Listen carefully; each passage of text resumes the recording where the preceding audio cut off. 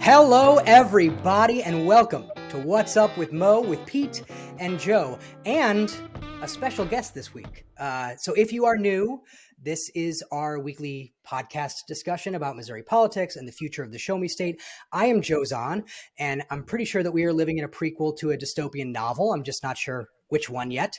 I'm here, as always, with Pete Meredith. Hey, I'm Peter Meredith, former state rep in the Missouri House. Also, maybe deciding some days I'm prepping for the apocalypse, and then the next day I just focus on whatever my kid has to do that day. That's right. Because I guess that's where we all are right now. That is how you do it. And we're going to say welcome to our very special guest today, Jess Piper. If you don't know Jess, hello. Jess is a former teacher. She's a former state rep candidate. She's a current activist and executive director of Blue Missouri. She's a Substack author, The View from Rural Missouri, in case you're looking. And she talks often about being a Democrat in a rural town, living just another day in Missouri. Jess, thank you for joining us. Oh, I was so glad that I got your email and so happy to speak to you guys today. Thank you for having me. Thanks for coming on. Yes, absolutely. So there's quite a few things I wanted to talk about, mostly some education stuff. But I think first and foremost, I mentioned, and Pete has also mentioned, the thoughts about living in a dystopian novel in the intro.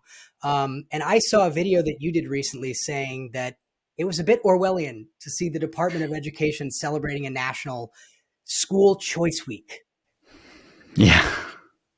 It's insanity. I started looking through their post, and I mean, I've seen it before because I taught Orwell. I taught dystopian literature. I understand what it's like. But you're an expert here on our current times. I didn't realize that. I am. It's called Newspeak. It's putting out several things that you have to hold in your head at the same time. Right? And I just talked about it today too, because the White House put out a little graphic, and it said that U.S. Marines were going to be transitioning illegal aliens to some housing in Gitmo. And I was like, housing, illegal aliens. These are words that we use when we want to, mess with critical thinking. Oh, yeah. It's not housing. It's a detention camp, right? Illegal aliens are humans. So yeah, it started. And yet illegal aliens is one of those phrases that we've all kind of become accustomed to and accepted. And they've been doing this for decades, sort of transitioning our expectation of that speech, like you're talking about, to words that are extremely inflammatory and somewhat misrepresentations of the truth. It's the norm now. Yeah, it's what authoritarians do.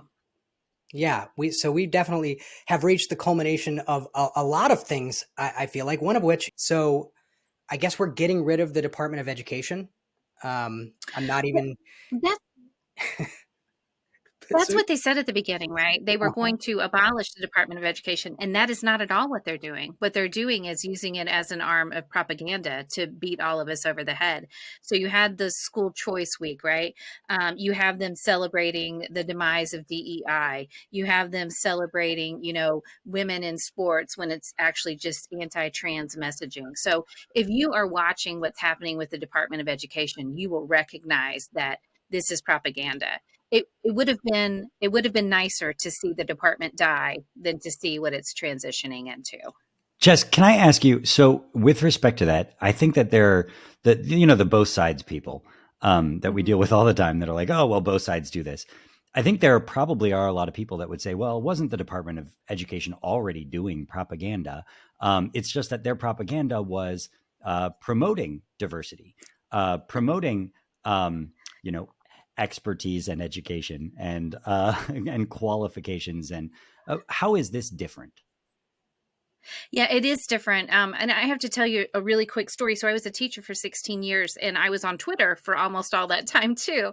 And you know what Twitter has devolved into. The most hate, the worst thing I ever said that got so much backlash that I was receiving death threats was that the fact that I said I was, an expert in education. I had a master's degree in teaching.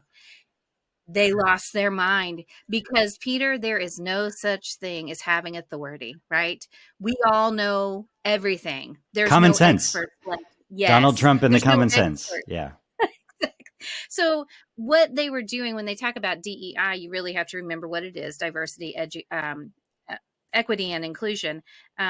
And really now we see them going after people with disabilities. I thought it was just going to be, women and Black folks and brown folks. No, it's really people with Just. disabilities. Yeah, right. And so, I was ready for the backlash, but I didn't understand what they would be doing. So we're seeing Republican strategists and some Republican lawmakers looking at budgets in education and saying there was one about Fairfax, Virginia.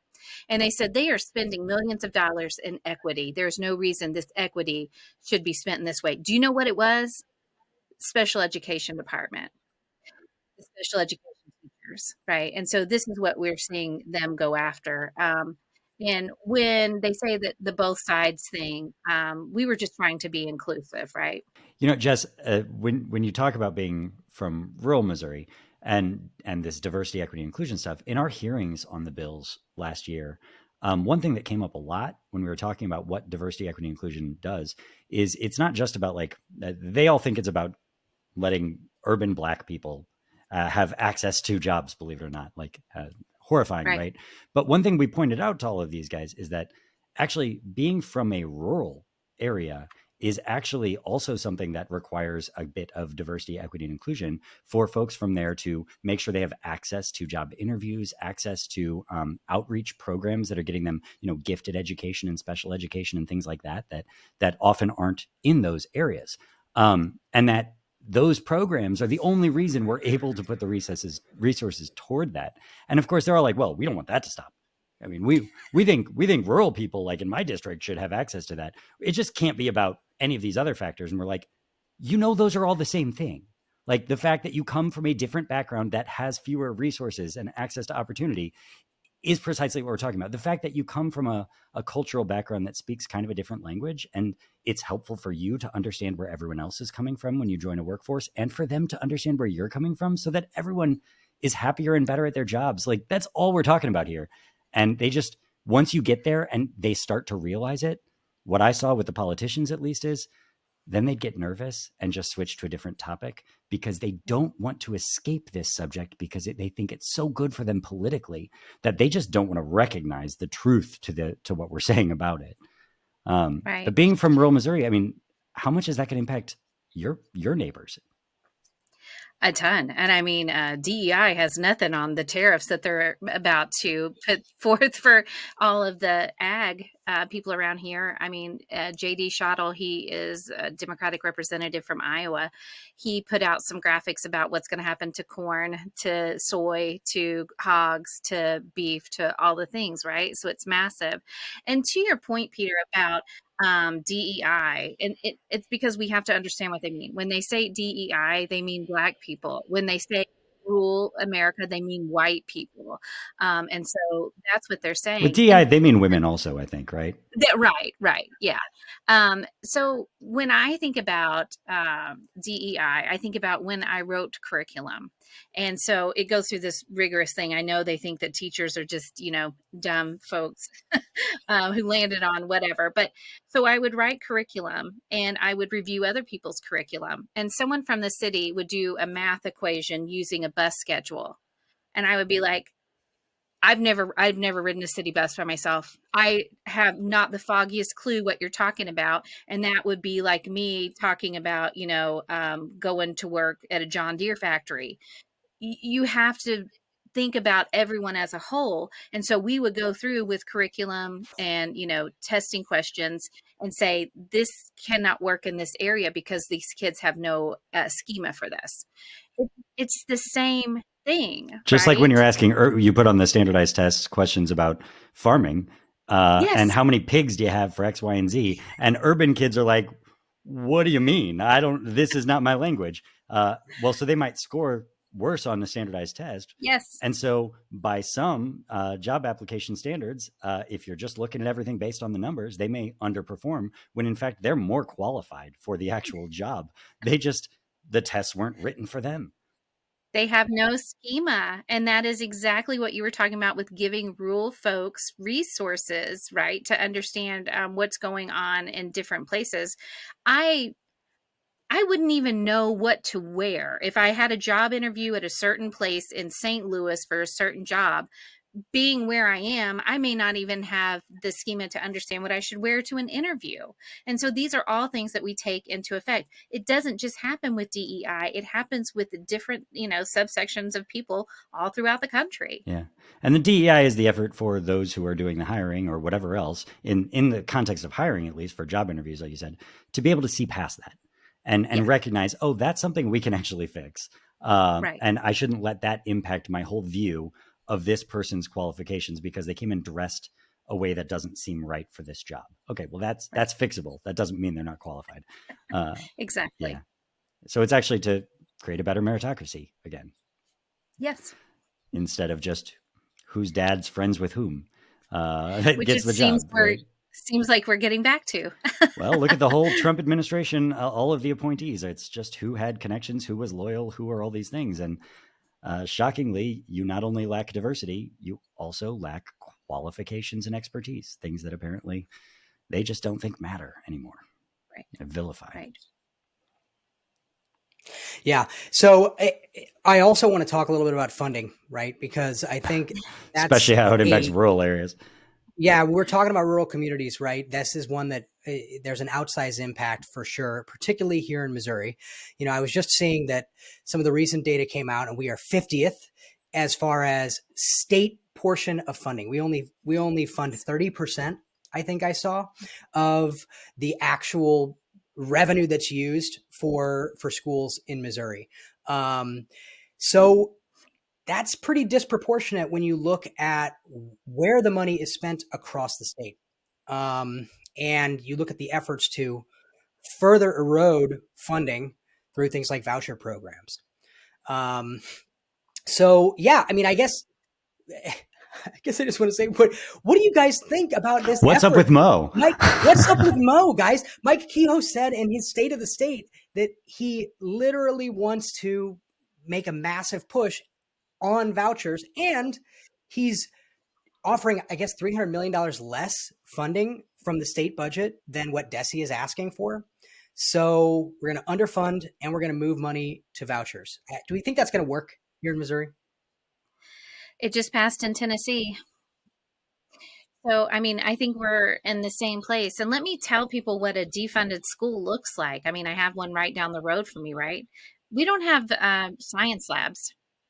Our kids learn to run hurdles when they get to somebody else's school who has a track and hurdles. So our kids, it's not even that, we don't have really fancy things. We don't have things. Our teachers are making $1,600 a month. It's a revolving door, right? It's really difficult. And I will say this, I talked to a local superintendent and he said, if it weren't for the local wind farms, no school in Northwest Missouri would be on a 5-day schedule. Oh, wow. Why? Oh, why? Yeah. Because the schools are funded at such a low rate from the state. We're 50th. So they can't make up that difference. And I'll say this. But what do the wind Peter, farms do to allow that? Oh, they pay taxes. Exactly. Yeah. There you go. Yeah. There's revenue from them. We don't have any businesses in our local town except for a couple of vape shops, right? And there is a bar that's open 2 or 3 days a week. There was real trouble with, we lived too far out for Meals on Wheels. Well, guess what? We ended up, as a town, we had a local food truck come. And I was like, why are we doing a food truck again? And they were like, Jess, because these older folks don't have access to hot meals. There's no place to get a hot meal in my town, and it's a 20-minute drive to the next town. The definition of an equity issue. Yes, it's so problematic. And that's why when I'm knocking doors talking to my neighbors and they're like, but the Democrats, and I'm like, friend, you haven't elected a Democrat in 32 years. Come on. Let's talk about who's to blame for this. Yeah, but that school funding issue, I mean, what you all are talking about is when the state pays such a low share, it means that local jurisdictions like yours, but also even some of the urban jurisdictions that are high concentrations of poverty.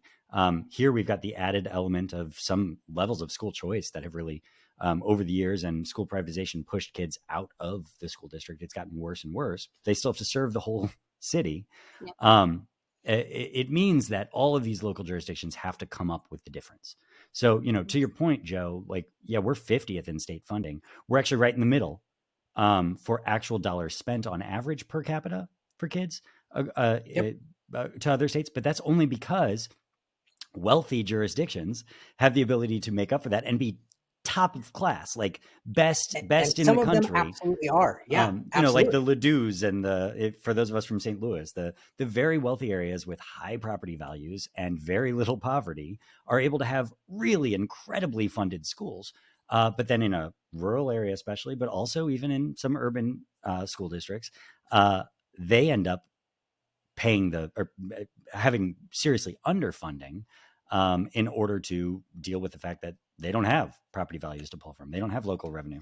And of course, the state wants to not only get rid of the state share further, but cutting it, saying 300 million less than what schools say they need to meet the basic adequacy target.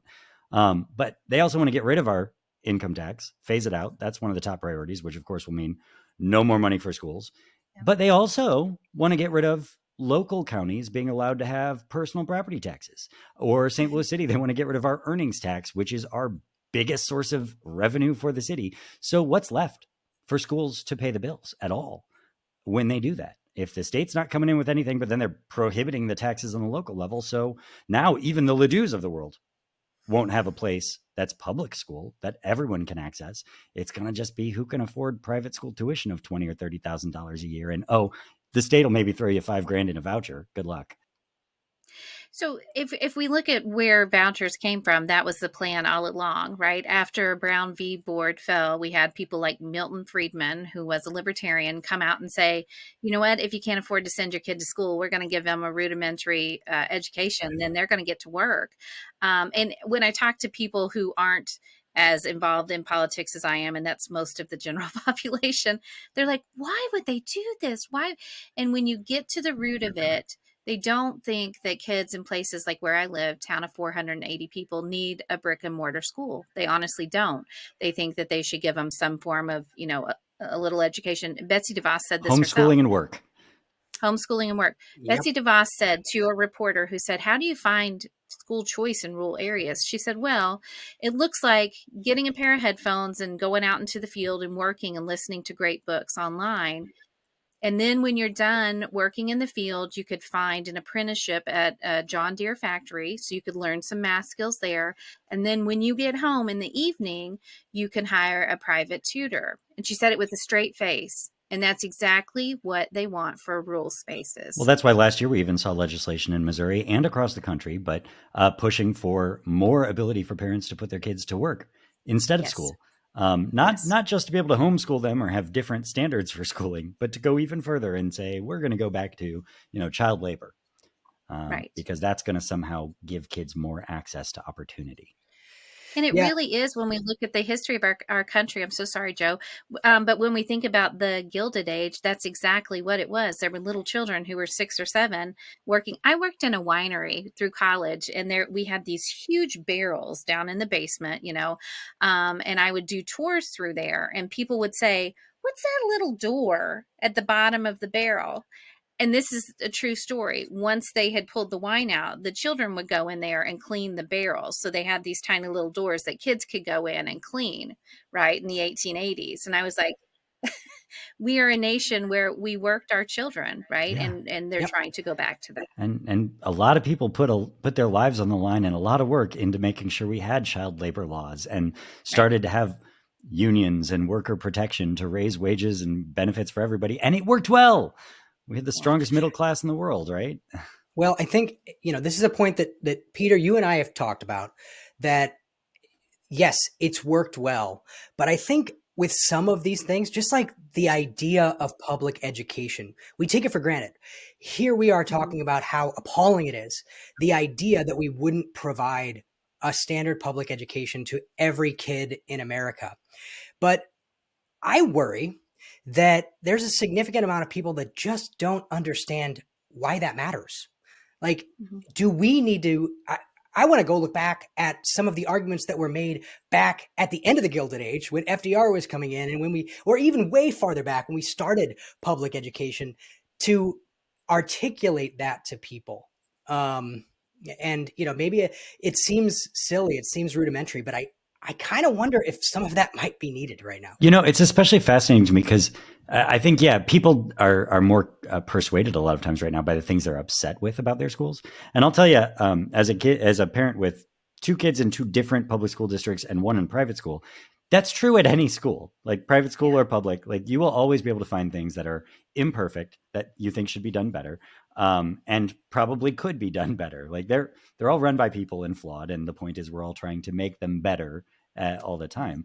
But when you've got people who special interests, I will say, who want to really drive the wedge into that and focus on that for people in order to create the dissatisfaction with it. So they want to leave and are just desperate for looking for an option. And they'll believe when I see an ad on TV that says, hey, look at this great program we offer. It's a for-profit company. They don't mention that, where your kid can do school at home and you can oversee everything they do. You're going to have all this control over it, and they can go at their own pace. And it's a revolutionary system that we have. It's going to make your kid brilliant. Well, when parents decide, okay, well, now I can take those taxpayer dollars to pay for that instead, it sounds good because I'll keep jumping around to find something better than what I don't like right now. And then 3 years later, they realize they weren't equipped to be their kid's teacher and manage their daily education and work at the same time, especially. And the software was probably not as good as an actual teacher would have been with that kid. And they missed out on the social learning and emotional learning that happens in the classroom with other kids. But now we're 3 years later, they're looking for something else. They're unhappy. Some company made a bunch of money off it. Maybe they even go under, but now you've got a different one advertising the same thing. In a different approach and a new model and all these things. Meanwhile, these kids are just missing education for a decade, and our taxpayer dollars paid for it so that someone could make a buck off it. That's where it feels like we're going with this.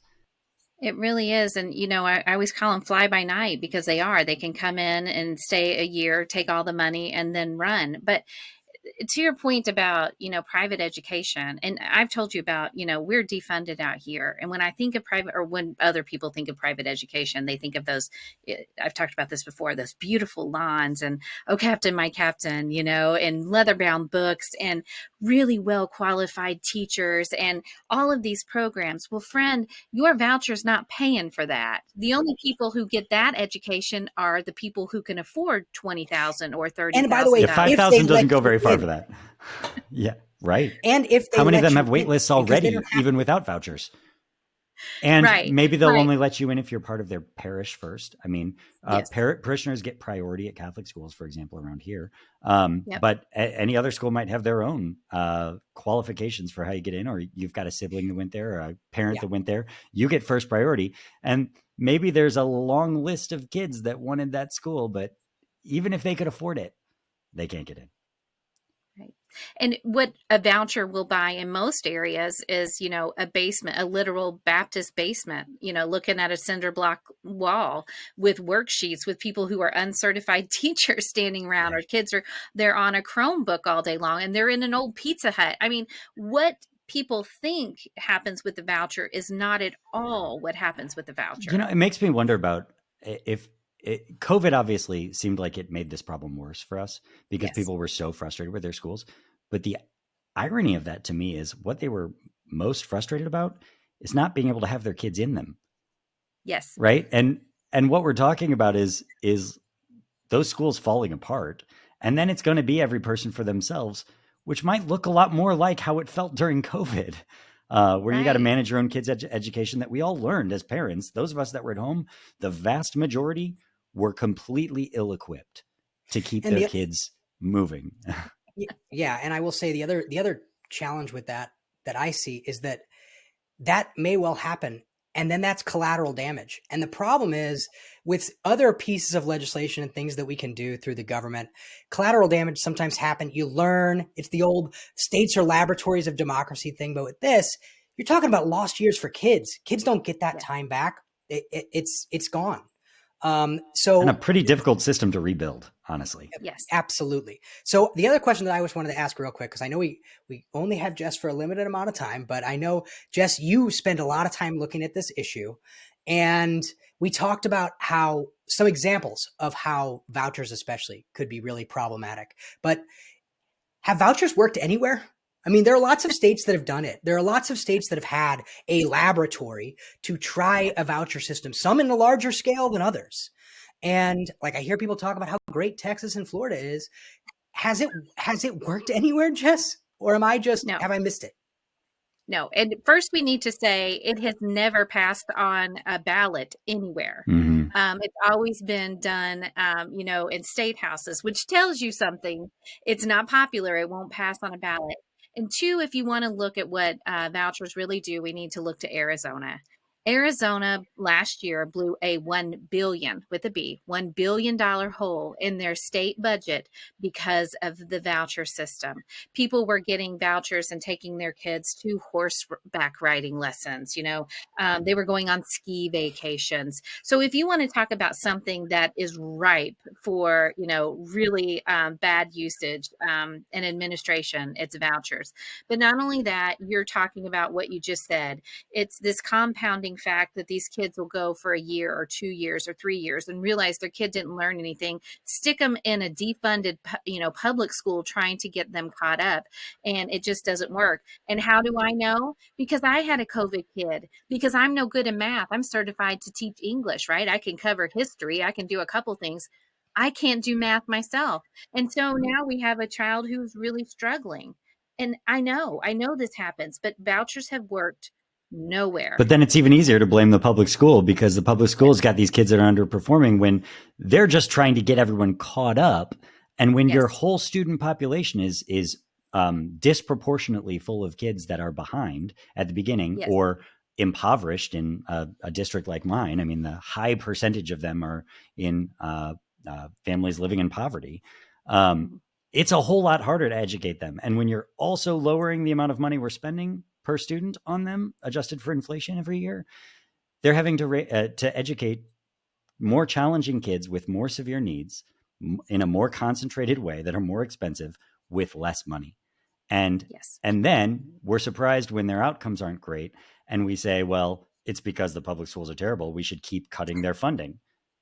And Kehoe, what he's talked about in his speech was not just we're not going to fully fund it, but he also said, I want to change the formula so that we're based more on performance, which means the schools that are doing well would get more money and the schools that are doing poorly would get less money. Well, when the schools that are doing poorly are doing so in large part because their teachers are underpaid and short-staffed and they don't have enough money, how's cutting their funds going to help?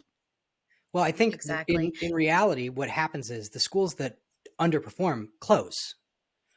That's what really happens, right? I mean, and if that's a public school, what do you have left? Then you just overcrowd the next school and so on and so forth. Yeah. And can we just talk about for 1 second about the elephant in the room? We have been under a supermajority for over 20 years. If something is going on with the freaking Department of Education in Missouri, who's to blame for that? Amen. Who has been in charge?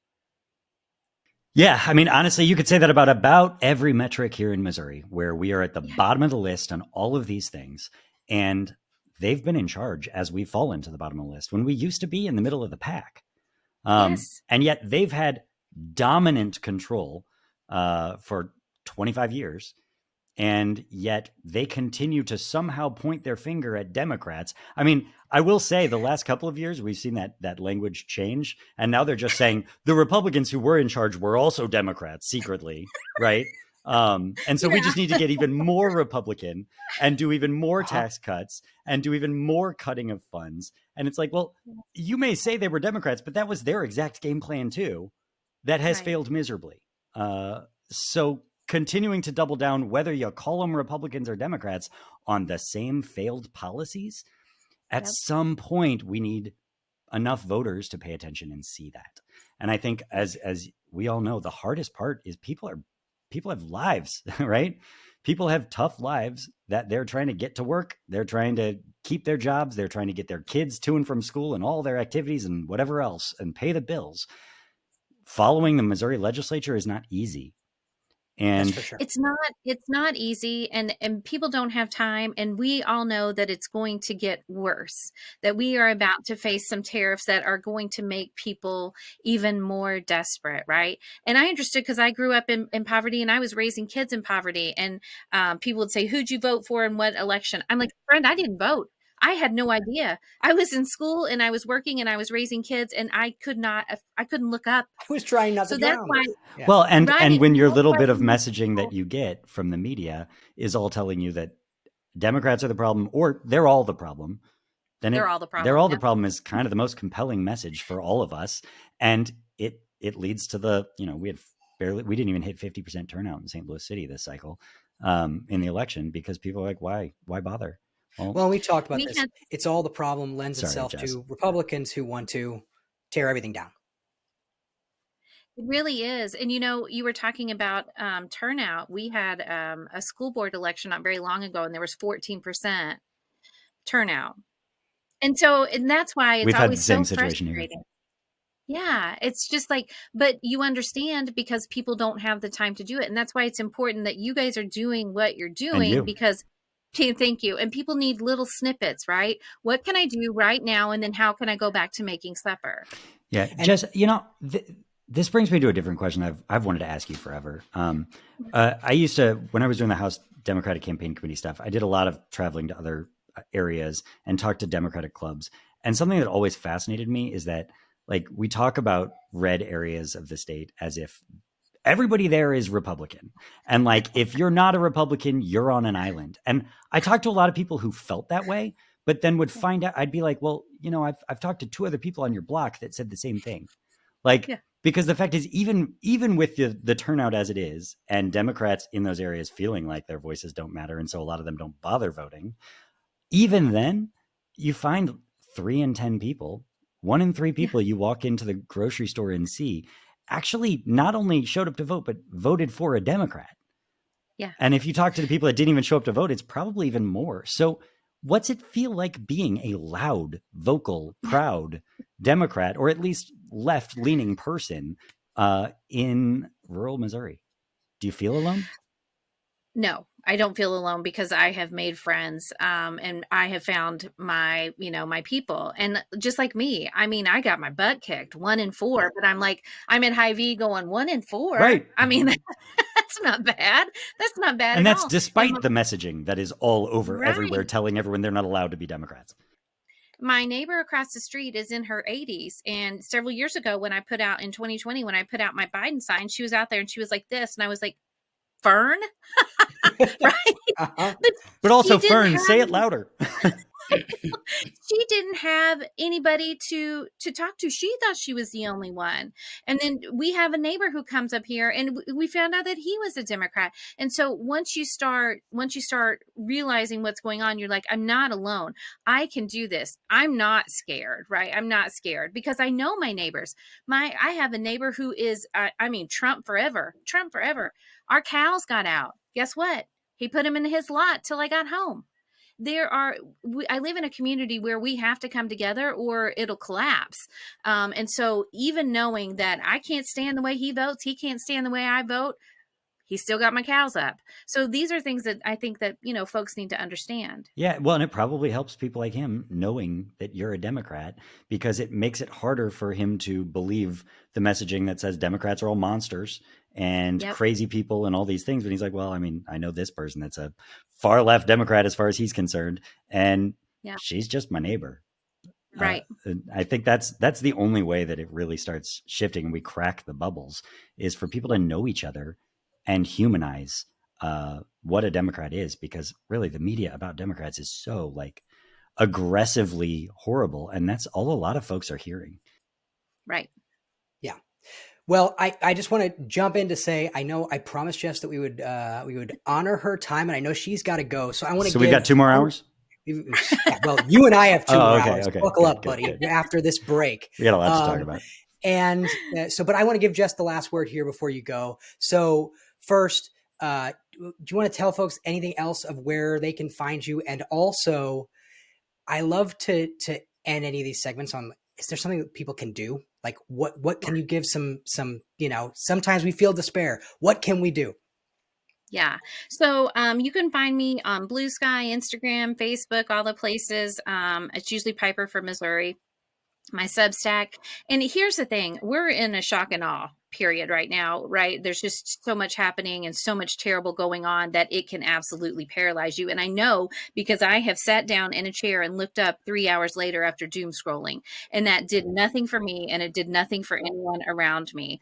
So remember to go out and touch some grass, right? And what I do is I plant things in the ground. I can't do it right now, but what I do, because everything federally and nationally, I can't really have a lot of impact on, but I can have more impact on my state. The closer the person is to me, the more likely they are to listen to me. And Peter knows this. My representative that absolutely, kicked my butt in the election, he responds to me. He's the only one who does, because he knows he lives in Stanberry, right? He doesn't live very far from me, and I know everyone who knows him, and we know the same people, and by God, you better respond. Now, he's not going to say anything I want to hear, but I want folks to know that. Hit the county commissioner up, talk to your mayor, talk to your school board, then go to your state rep and your state senator. You can call Josh Hawley every day of the week like I do, and you're going to feel the same thing I do. I never get a response, right? So focus locally, focus on your state. And on Tuesday, I'm going down to testify against HJR 54, where they're trying to roll back, the abortion amendment. And I'm mad.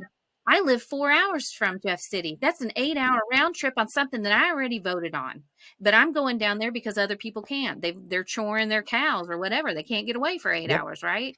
So on that's a Tuesday. Something. Yeah. That's right. Usually with only a day of notice for most of these. Yeah.